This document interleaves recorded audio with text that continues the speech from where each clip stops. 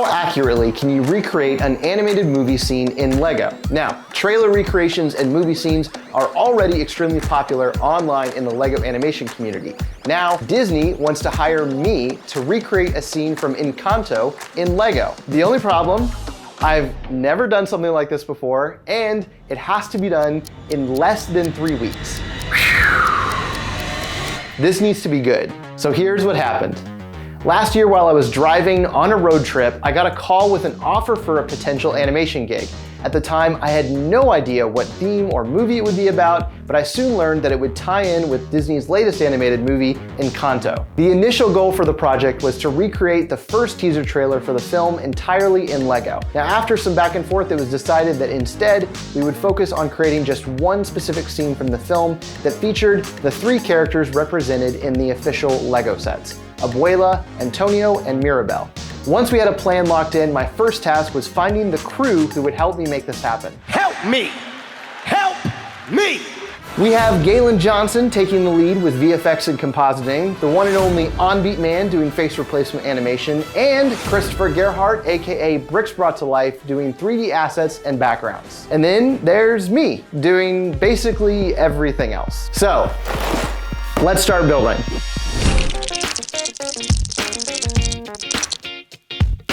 Lego was kind enough to send me multiple copies of each Encanto set, but I still needed lots more parts, so I immediately placed a ton of Bricklink orders for parts I knew I would need.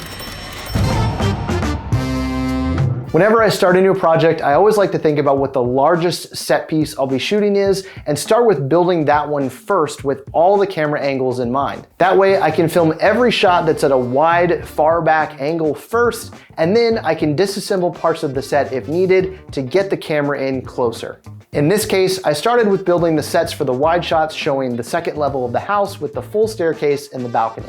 The biggest challenge was matching the scale of the set with the mini doll figures along with the scale of the set shown in the actual movie. I did a lot of comparing back and forth to ensure that every element in the set lined up in the same spot of the frame as the actual movie. And even though you don't see it that much, I really like how the roof detailing turned out. I took inspiration from the roof of the Modular Palace Cinema, and this style looks really good for that terracotta roof tiling. To make the flower decorations, I took a glob of sticky tack and covered it in pink Lego flower pieces before sticking it on the set. I used the same technique to attach each of the leaves here on the columns. I got super lucky, by the way, that my local Lego store had a whole bin of pink flowers in their pick-a-brick wall. Having a whole cup definitely helped me cover the set in as many flowers as I needed.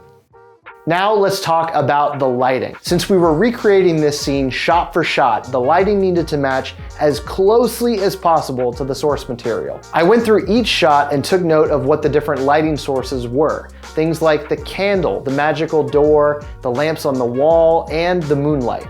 Anything that was producing practical light in the actual scene needed to also produce light in my physical set. I added practical LED lighting for the interior lamps, as well as an LED directly attached to Abuela's candle. This candlelight would shine up on the character's face and just create a really nice glowing effect. I was able to hide the LED cables pretty well by running them down the back of the figure and along the floor, which means I didn't have to remove the wires in post. Now, creating the lighting for the magical door effect was tricky. The door itself needs to have this magical, sparkling visual effect on it, but it also needs to produce light that interacts with the characters and the ground in front of it. Our solution was to use a smartphone. For each frame, I took an exposure where the door frame was empty, but behind it, I placed an orange gel and a light.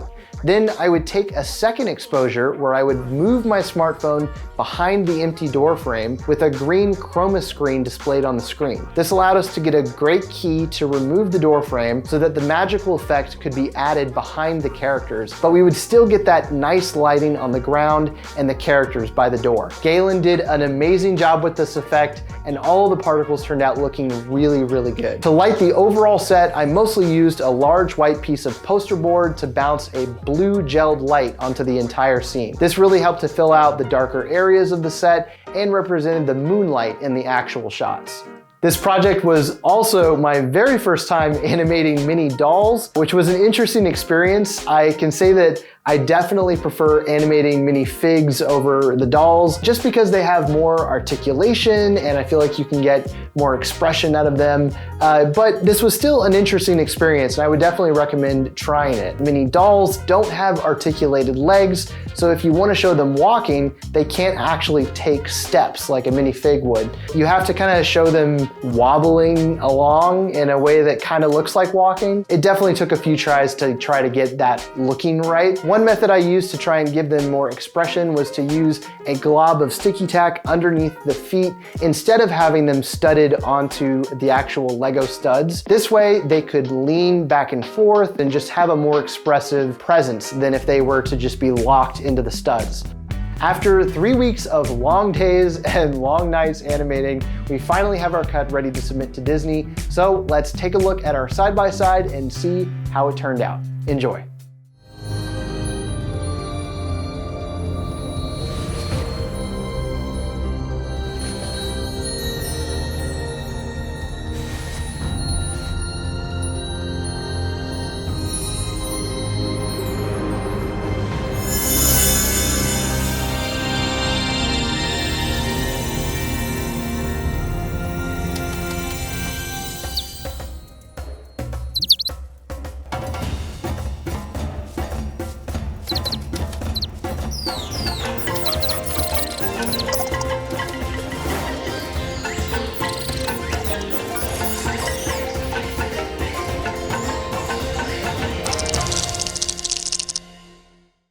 And there we go. I'm super happy with how this turned out. I really feel like it captures the feel of the original movie, and I'm just really happy that my first recreation was a Disney property.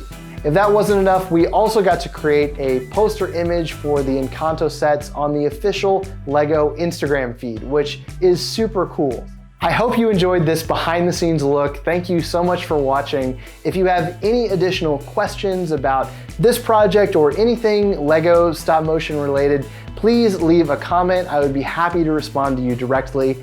Also, I have just launched a Patreon page where I have next week's video coming out on this channel already live on my Patreon. So if you enjoyed this video and you want to watch some more, you can go ahead and become a patron where you can watch every video I release on this channel a week early. If you're new to this channel, please consider subscribing. Thanks again for watching, and I'll see you in the next one.